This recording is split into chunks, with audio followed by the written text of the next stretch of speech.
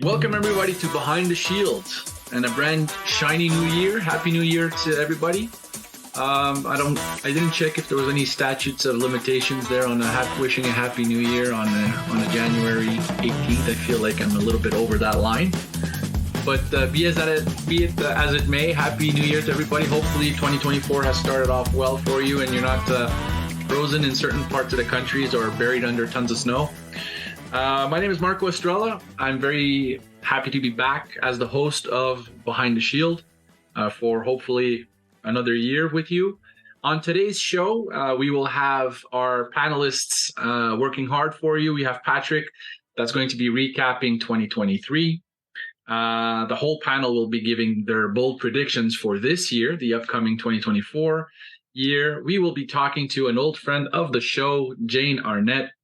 Jane will be looking into her crystal ball and tell you exactly what to expect in 2024. No pressure, Jane.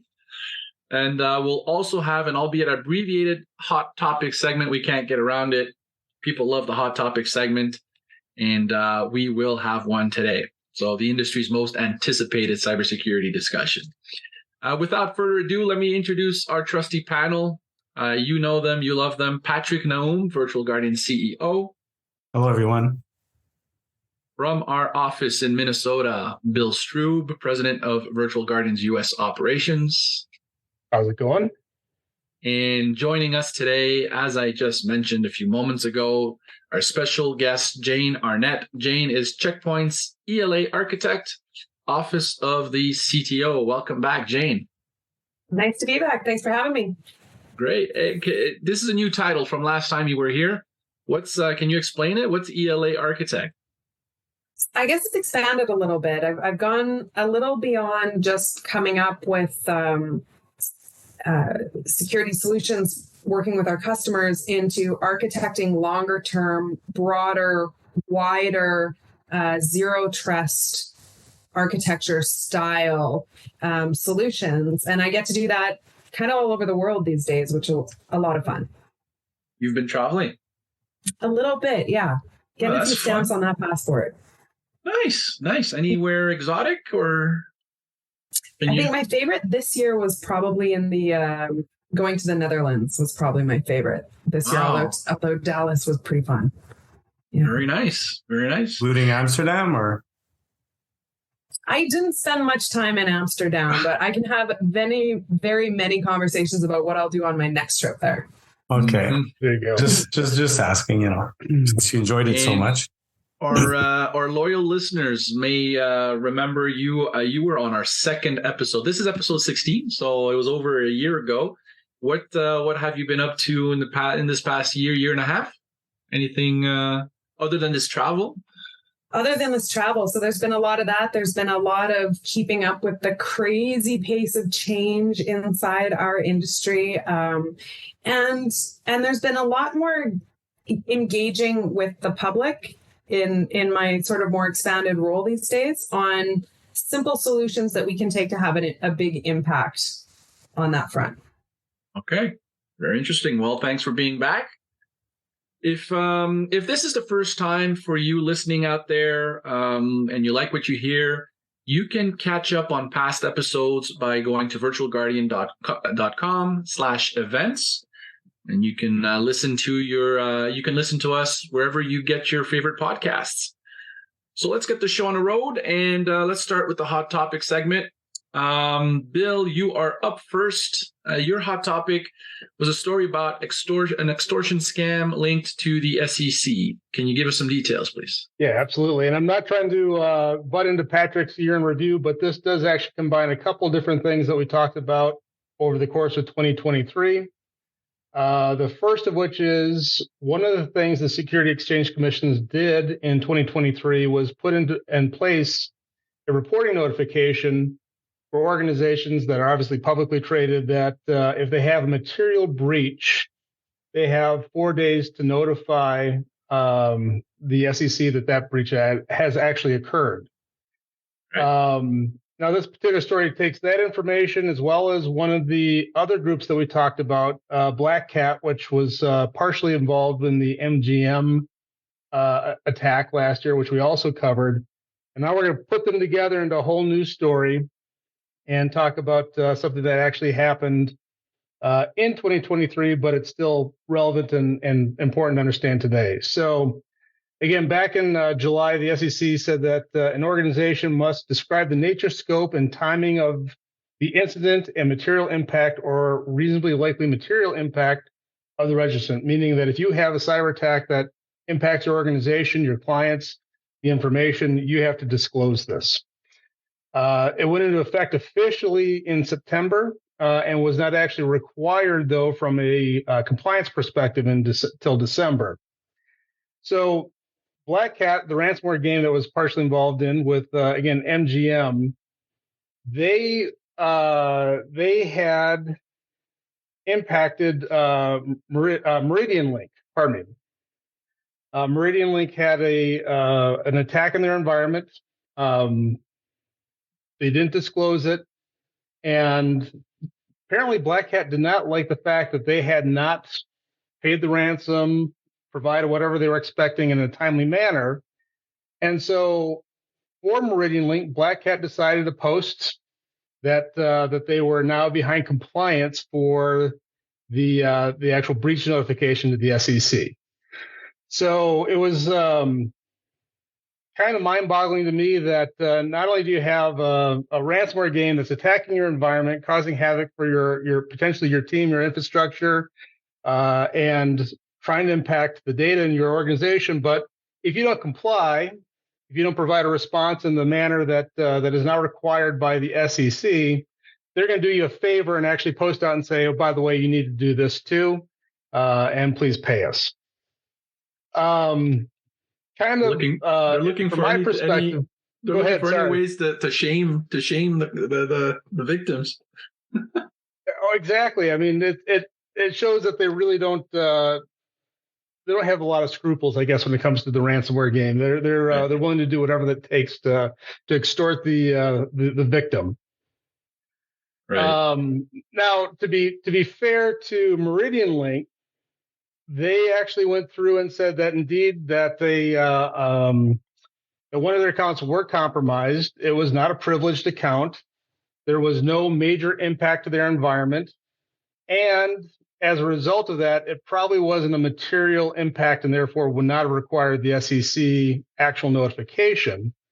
On top of it, this happened in November of 2023. And because the compliance component didn't kick in until December, Black Cat actually jumped the gun as far as the timing, as far as what was required. So it's an interesting component where we bring in some of the stories from last year, tie them all together, and bring this into the hot topics while still looking back at 2023. Right. I wonder what they're going to think of next. You know, it's like, come on, chop. Oh, where's our money? Where's our ransom? You're behind, and they shame you. They put you there. They put you out there in any way they can.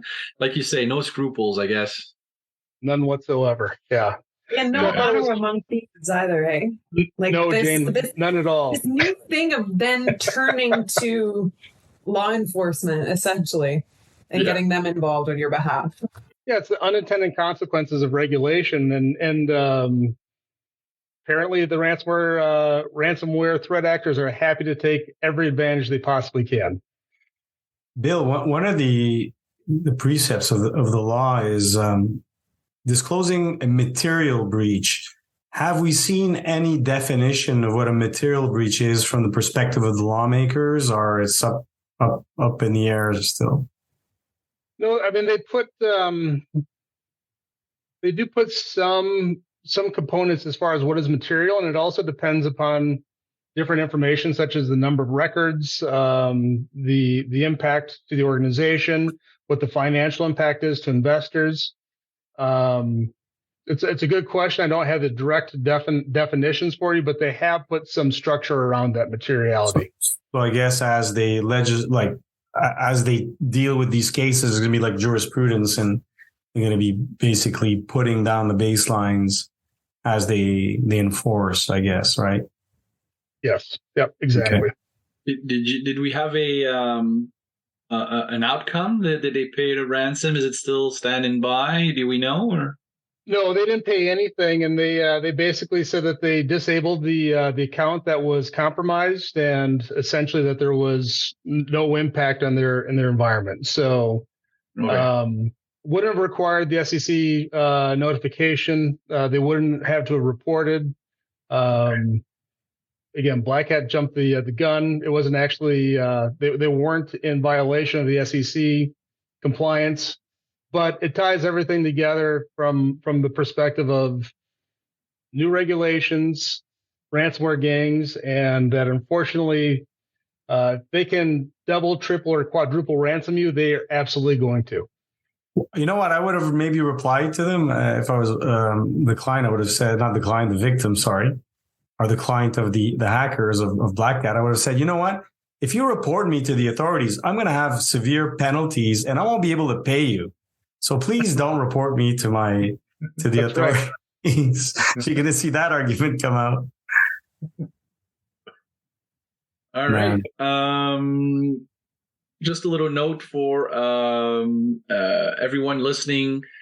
Please feel free to put any questions in the Q&A section of the show in the Zoom interface. And if there's any questions at the end, I'll try to get to as many as I can. Okay, so thank you, thank you, Bill. We're moving on to topic number 2. Patrick, you wanted to talk about the effects of ransomware, not only on the hospitals themselves, but on the patients, actually. Well, I mean, it's unfortunate to have to discuss, these subjects, right? Close to home in Ontario, there were 5 hospitals that were hit over the last year. Right. I think it was one of the landmark milestones this year is the amount of hospitals hit, especially in Canada and the U.S. Actually, there's a story close to home. My brother's chief surgeon of a hospital in Ontario, and they were attacked by ransomware early last year. And within minutes, they were on pen and paper. They didn't have access to lab results. They had to postpone operations. He had to postpone operations. Thankfully, there weren't any deaths short term, but as you'll see in the article I'm going to comment on, there's collateral damage. Like, you don't know what the impact is of someone that didn't get test results or wasn't operating on in a timely manner. And these impacts could last a lifetime, or someone could pass or have complications much later. And it's something that's extremely difficult to track. So there is collateral damage. So there's 2 individuals. Hannah Naprash is an assistant professor of health policy and management at the University of Minnesota, by the way. And it has nothing to do with the fact that Virtual Guardian is from Minnesota. It just happened to be the study was conducted from there. And Claire McGlave, doctoral student in health services research, policy and administration at University of Minnesota School of Public Health. And Saye Nikpe is an associate professor of health policy and management at University of Minnesota, again, of public health. And they wanted to determine if there was it was kind of the same notion as excess deaths as we saw during the pandemic, baselining the amount of deaths that you see in a specific hospital in a given situation, and entering or adding an additional variable like a ransomware attack, or in the case of the pandemic, it was related to the virus, and seeing if there's a variation in the amount of deaths associated with that event.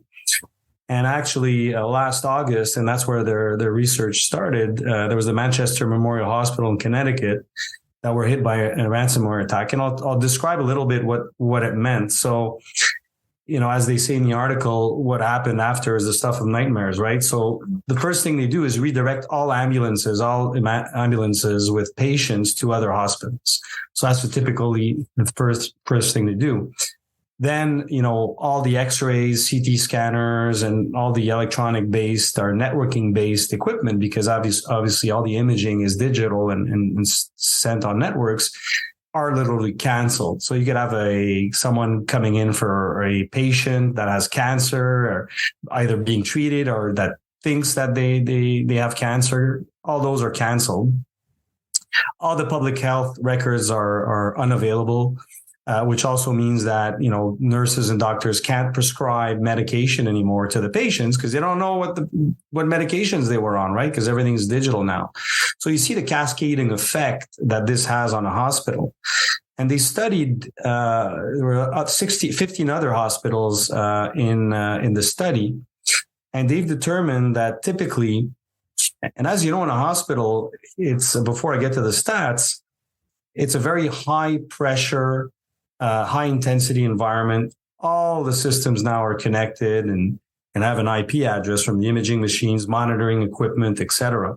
So, but what complicates things, but also helps the hackers out, is that the users are not really focused on what they're doing. They're just they're just drilling in and using the software, opening emails and clicking and getting their job done at a very high rate of work, right? As we know and could appreciate. So they're susceptible for all sorts of attacks and not knowing what they're doing or not validating what they're doing. So they're prime targets. So everything's connected, and the user's attention to phishing attacks or other threats is really, really low. So it's a perfect storm for hackers. So this is what goes on in these hospitals being targeted, and there's more and more of them. I'll go back on the summary of 2023, and this also is related to that. But you'll see that, I think this year, if you look at the attacks are pivoting from, enterprises, large organizations, to public health, to critical infrastructure. And that was the year, that's what we saw in 2023. So, and we have all these, so you have the direct effect on the hospital itself, but then you have a cascading effect because the other hospitals are getting, we're redirecting ambulances, like I said earlier. So the emergency rooms are overwhelmed. More and more patients go to the other hospitals. So it reduces the care. So you literally have choices. If you look at a hospital administrator or even a doctor, do I pay the ransomware or do I give less than ideal care to my patients? That's the decision some of these people have to do, which doesn't make sense. So they've calculated it in normal times. Usually there's around, unfortunately, 3 out of 100 people that are hospitalized that die, that pass away in a given normal situation. And with the samples, and these are preliminary numbers that need more research, but they immediately came up with a number. So they mapped out all the hospitals that were attacked by ransomware, and they came up with an additional death. So 4 deaths per 100 people admitted. But we all know that there's thousands of people admitted in a hospital. So we're talking about dozens and dozens of deaths related to ransomware attacks last year alone in a subset of hospitals that were attacked. So there is a direct link between ransomware attacks and deaths. And this has to be taken more and more seriously. And one of the comments I threw out to my brother, and we still have to have we have yet to have the conversation, is that as it stands now, it's all the hospital administrators that are dealing with IT and security budgets, and they're making all the decisions. At what point do the doctors have to step in, invoking their Hippocratic oath and saying, listen, guys, you are killing people by not making these decisions and investing adequately in cybersecurity? That's the collateral damage. So the regulators have to step in.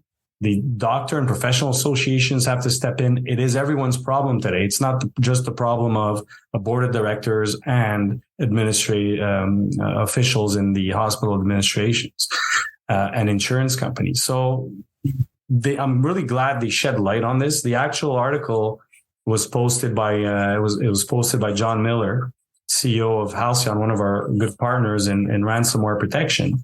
And I picked it up off of LinkedIn, and I thought it would be good to share with the team here and the rest of you, because we underestimate the impact of some ransomware attacks in the healthcare sector. As the most certified integrator in Canada, ESI can help you define security controls for each unique segment of your network, minimizing access to cybercriminals. Contact us at info@esitechnologies.com or visit esitechnologies.com. Any news on follow-up? Because I know those 5 hospitals hit in Southern Ontario at the same time. I know that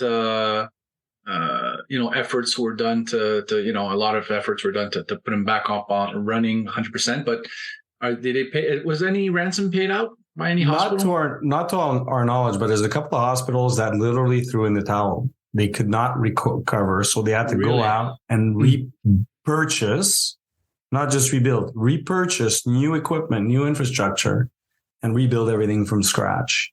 Wow. Months into the crisis. And you know what? Last year, go ahead, also saw the first time, it was in Illinois, where a hospital actually shuttered and pointed back to a ransomware attack they'd suffered in 2021. So as far as I know, it's the first one that's happened, but the increasing, as you were talking about, Patrick, the increasing regularity of these attacks and the success, not just when the employees and the nurses and doctors are so overworked and tired and just trying to get their jobs done, but they're working on software systems that are super old and unpatched and out of date. And it's critical. I'm guessing I think, Jane, you're the one that said there's no honor among thieves, but there was at one point kind of a line drawn in the sand that they wouldn't attack, these groups wouldn't attack hospitals and stuff. But I think that line has been crossed.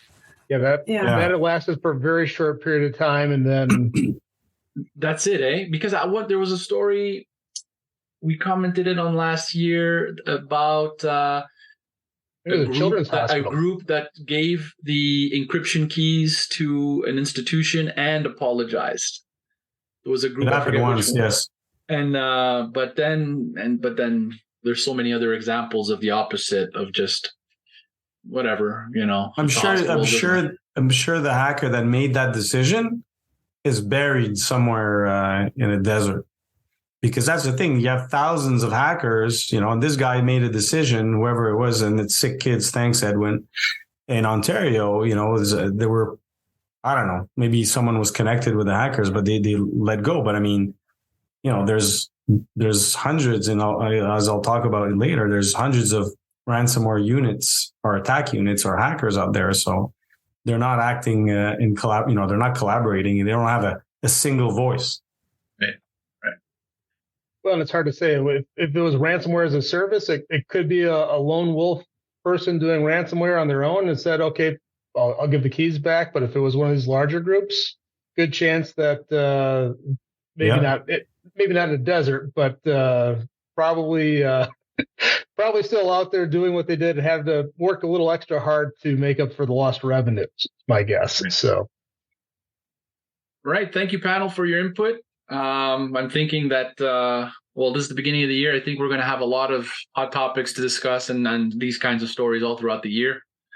But before we get to the next section, bold predictions, Patrick, you wanted to do kind of in your own words, a recap of 2023. So in my own words, but also leveraging an article I read over the holidays. Sure. It was The Economist. The Economist, what's interesting, I've been a subscriber for a while, and they talk about a lot of different things, but I've noticed recently that just for the last couple of years that they're reporting more and more on cyber threats and cyber security issues. So I'm going to go through key elements of that as quickly as I can.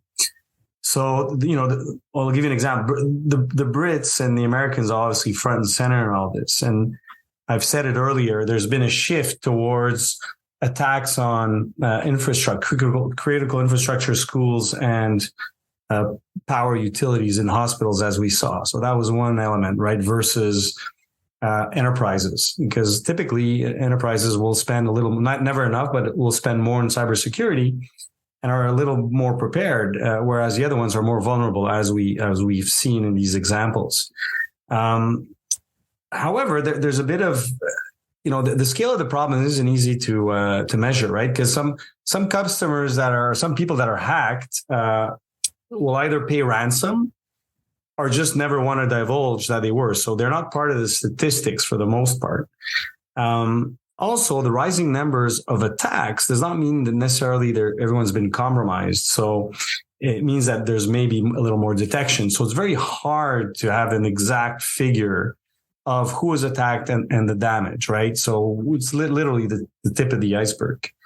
But there's still, you still have a lot of information out there, right? So if you look at, sites that report on leaked information, and in the 4 months leading to October of last year, there's more and more victims than 2022. Actually, they're saying there was a lull in 2022 versus 2021. The reason being a feud between Ukrainian and Russian hackers that used to work together, if for instance, at Conti.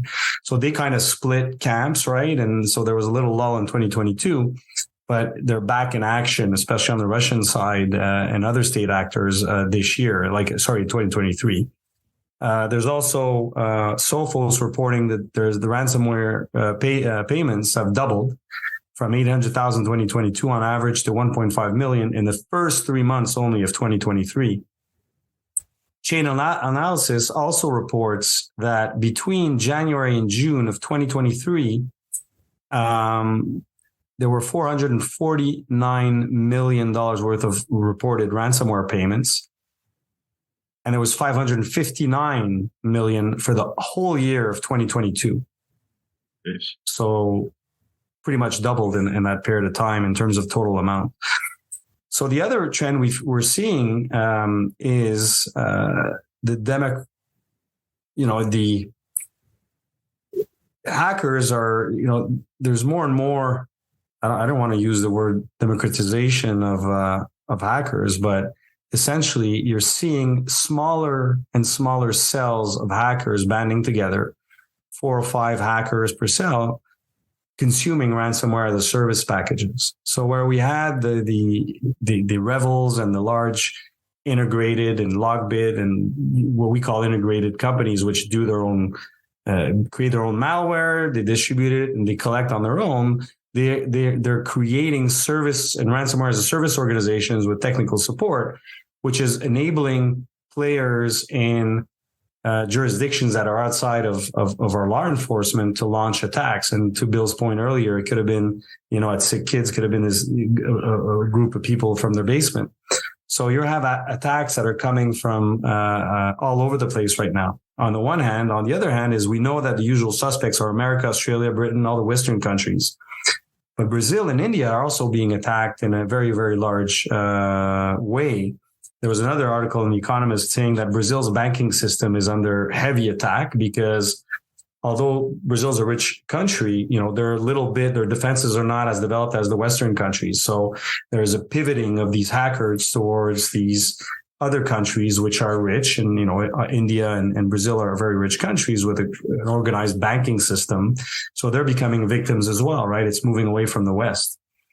So that's a big trend. The fact that there's smaller units, as I said. The other, and obviously markets, some of them were taken down this year. A Genesis Market, where you could buy credentials for anywhere between $1 and $100. And there's more of them that were taken down, but there's as they're taking down, there's more and more that open up. And there's more variants as well. There's a statistic that came out in the report here that is a bit contradictory to what we've seen. So,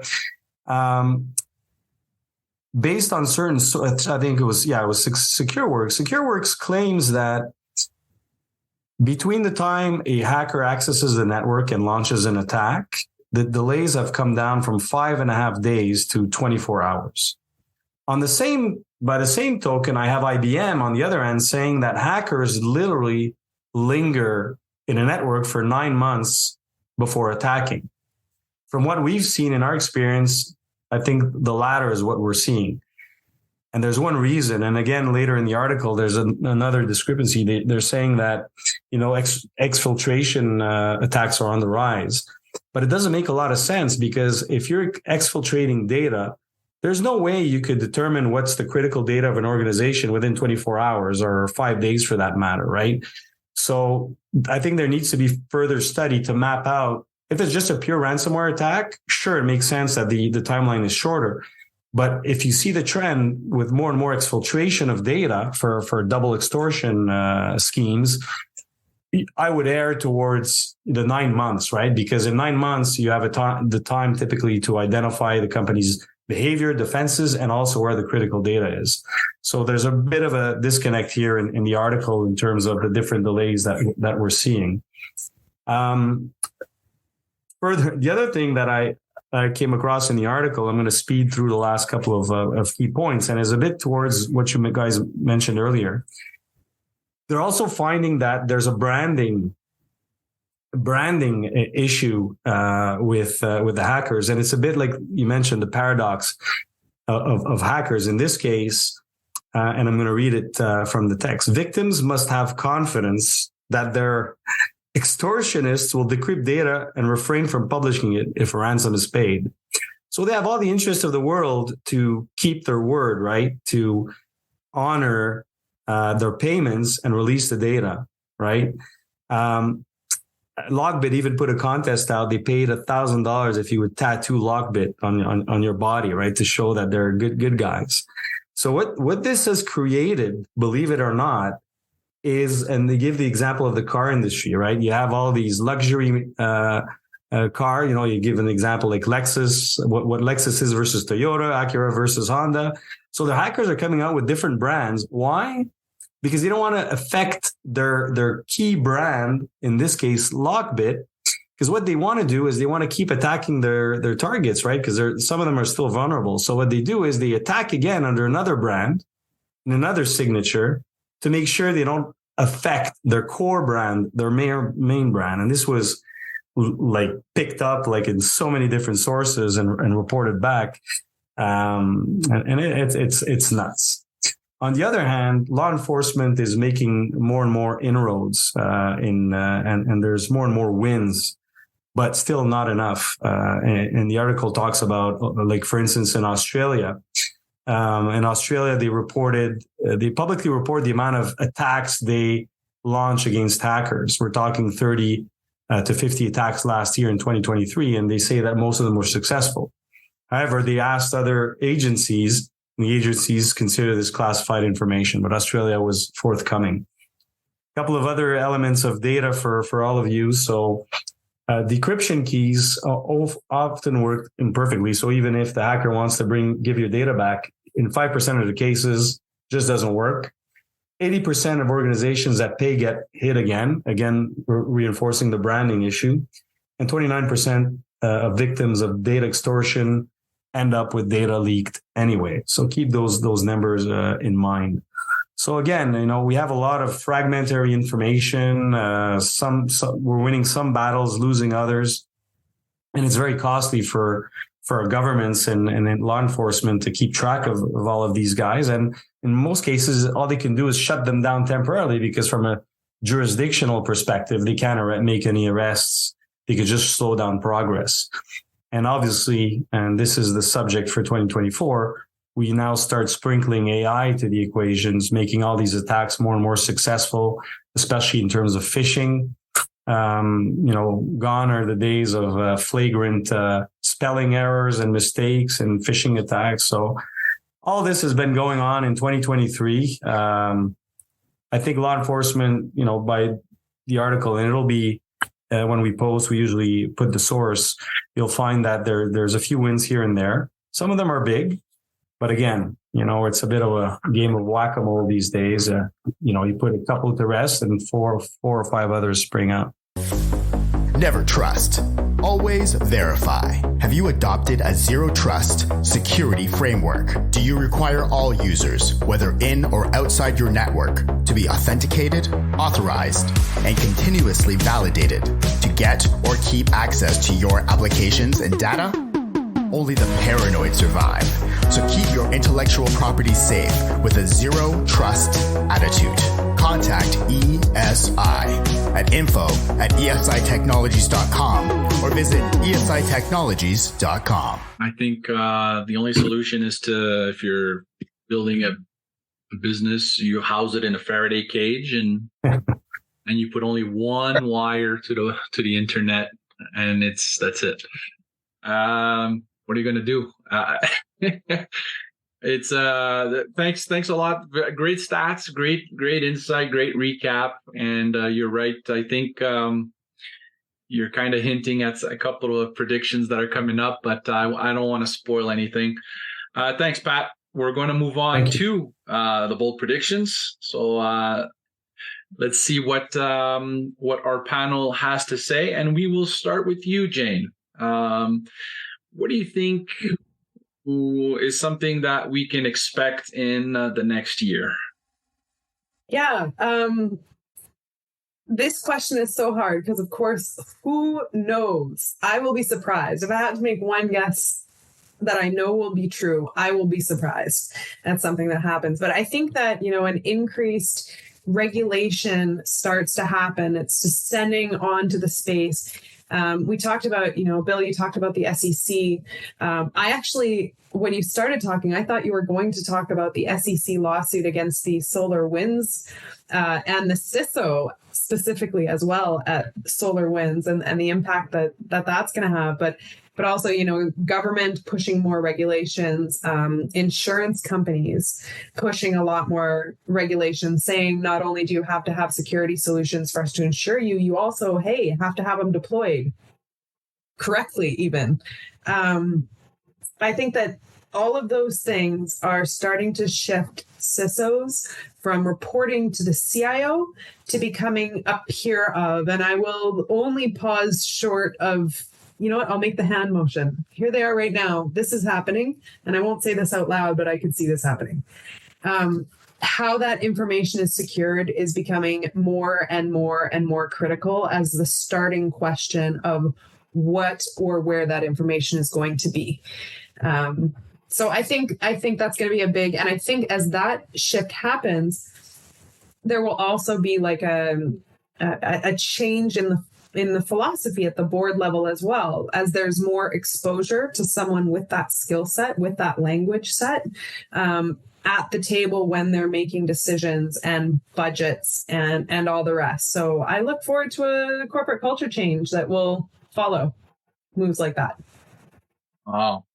Like you're asking to move the Titanic on a dime. I know. I feel like I'm going to get some comments. I'm glad there's no DM happening right now, right? Like this isn't a yeah. Don't cancel me. Okay, well that's good. Okay, that's a good one. Let's go to Bill. Bill, there's a big event. You are the only American on the panel today. That's correct. So there's something going on later on in 2024, and it has to do with your prediction. For our folks in Canada, I am definitely south of the border, and here in the United States, it's an election year. So that is so exciting. Not going into South Park analogies as far as who will have to vote between. For those who don't know, look it up. It's pretty funny. Yeah, I think we're going to see the same fun that we've seen in past elections, but possibly amplified a little bit more than we have in the past. So I think that we're going to see an attack on the legitimacy of the election process. I think we'll see some interesting deep fakes, probably coming from both inside and outside the United States, depending upon political boundaries or potentially geopolitical influence. So we'll see there.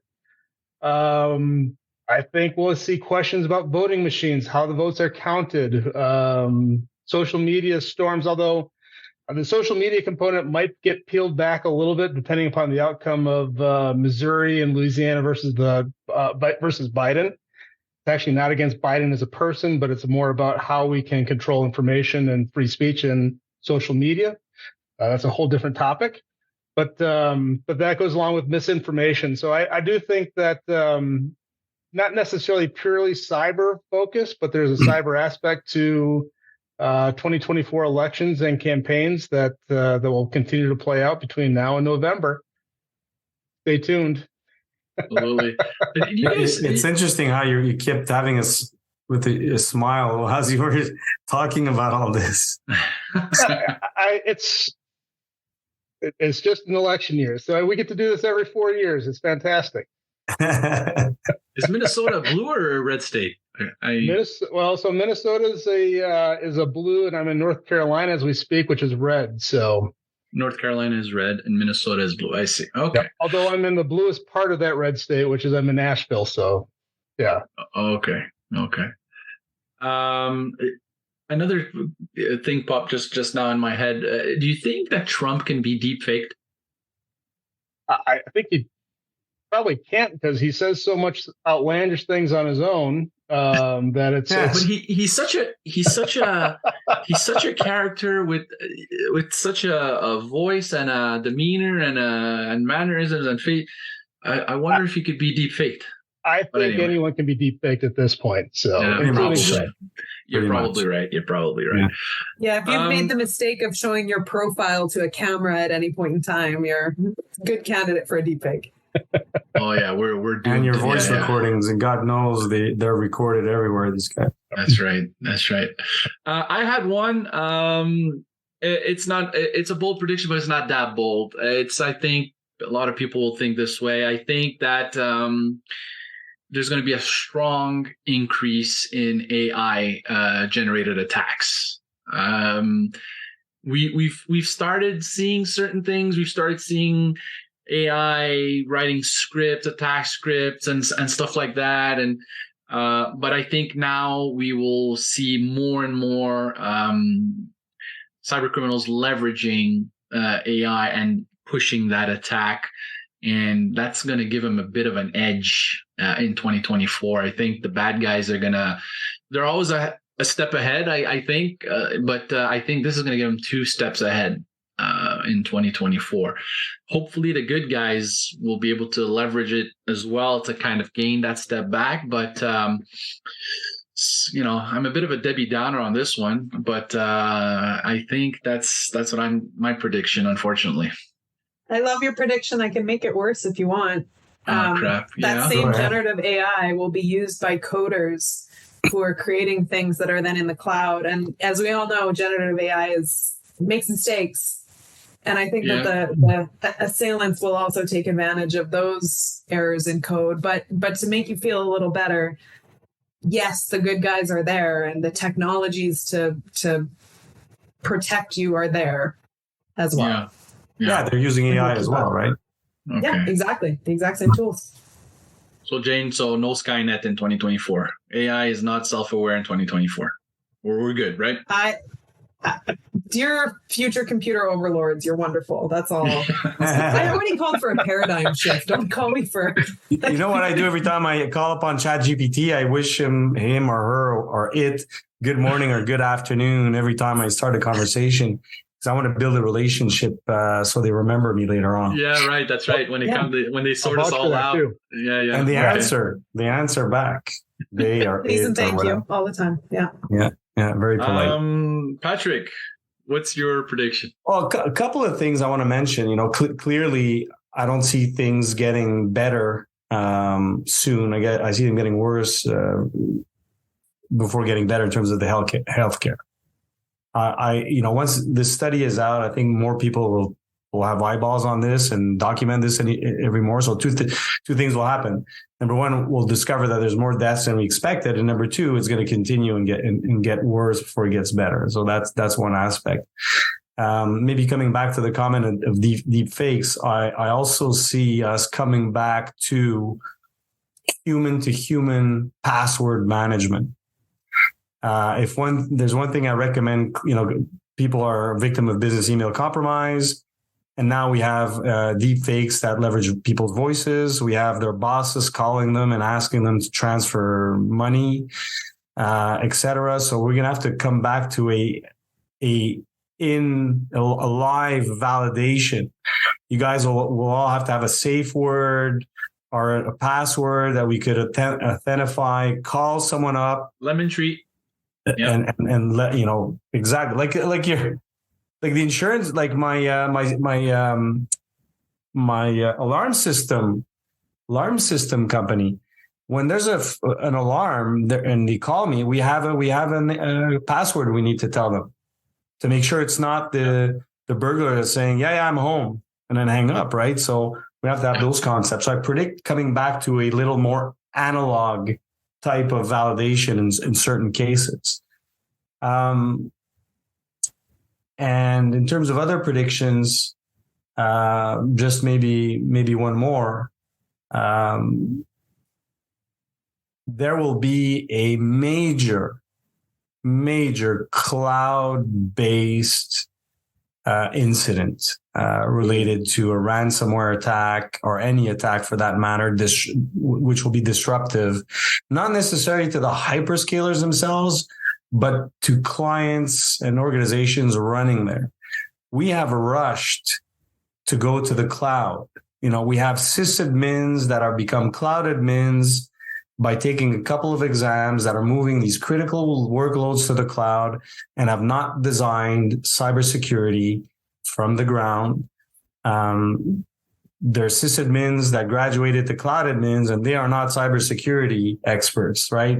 So there's a lot of improvisation out there. So cloud security and I would say we need to shine. There's a lot of blind spots out there, and we need to shine light on those blind spots in a hurry, because we're going to see serious damage on cloud instances in the next year, much more than we've seen in the past. And especially in Canada. Azure go down. Pardon me? And we already saw this year Azure go down because of DDoS attack. Yeah. And that's not even none of us are talking like that's the thing we're talking about either. Exactly. Yeah. Exactly. And I would have to say, and Jane, I'm sure you'll agree, Canada especially, because we're a step behind. We're a step behind the US in a lot of these subjects. Anyways. Proactive organizations that maintain an efficient network are more likely to prevent an attack.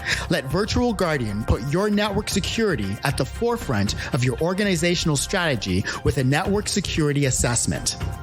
Identify security vulnerabilities, help prevent risk, downtime, security breaches, and loss of revenue with a thorough assessment from Virtual Guardian.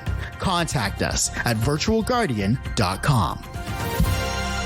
Okie dokie. Thank you all for your predictions. And we're going to just shift gears a little bit from predictions. We're going to go now for something that we think might happen to something that we would like to happen. So I've asked you all on this first show of 2024 to come up with a cybersecurity related wish. What would you like to see happen in 2024? Jane, please go ahead. Dear Santa. Dear Santa, yes.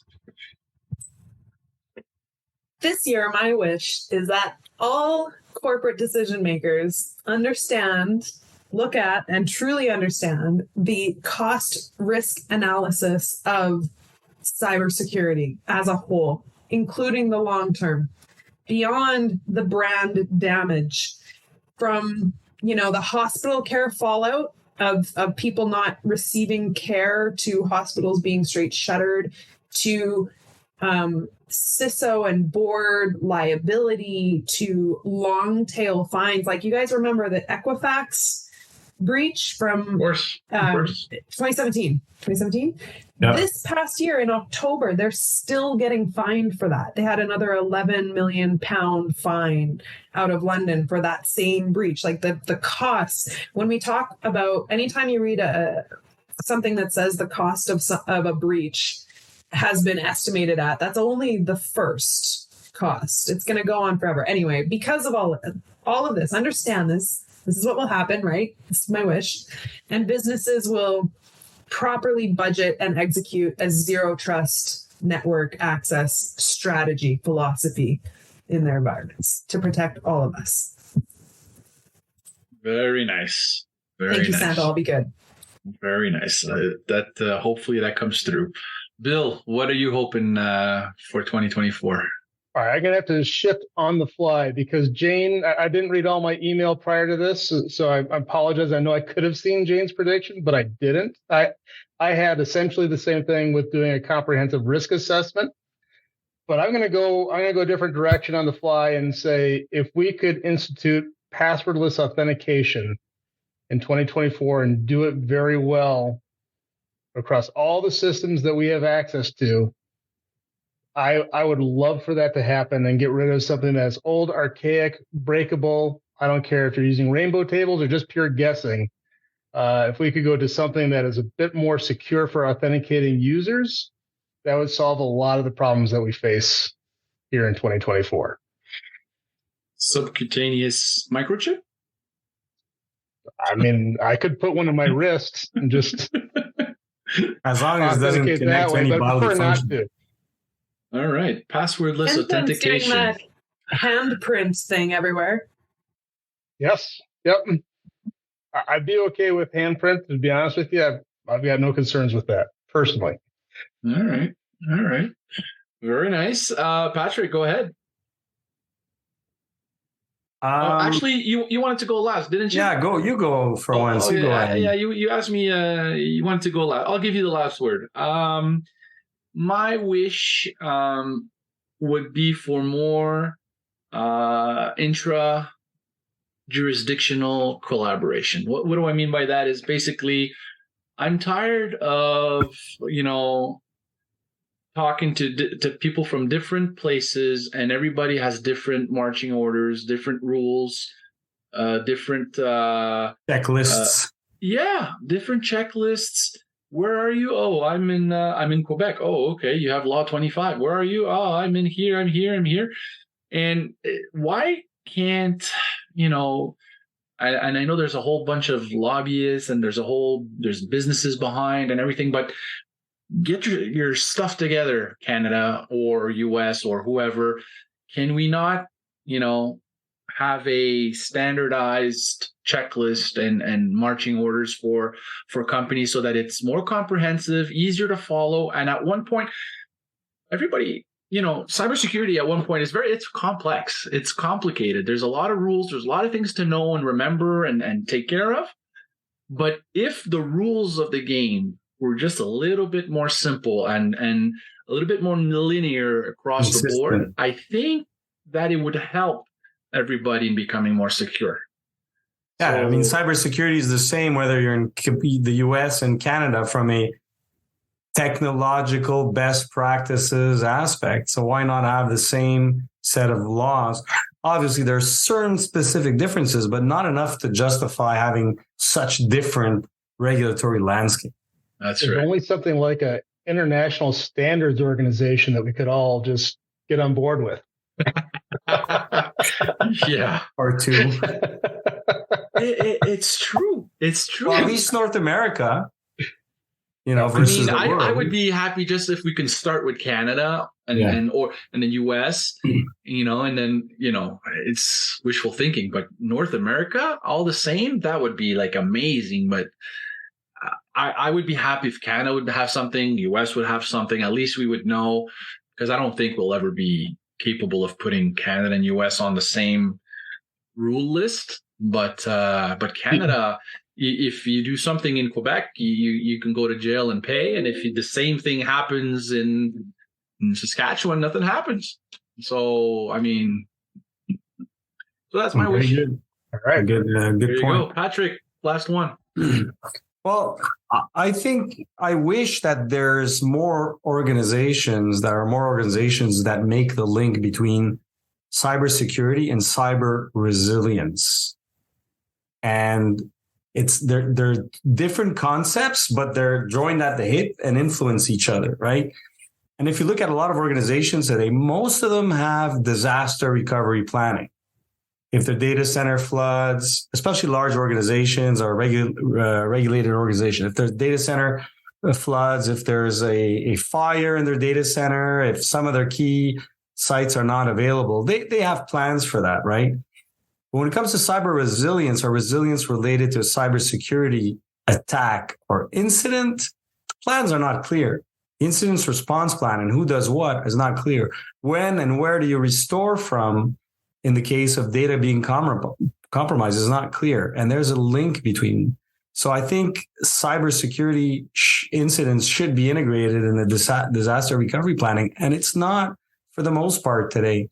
And the recovery times are, our business has evolved from the backup world and the data protection world.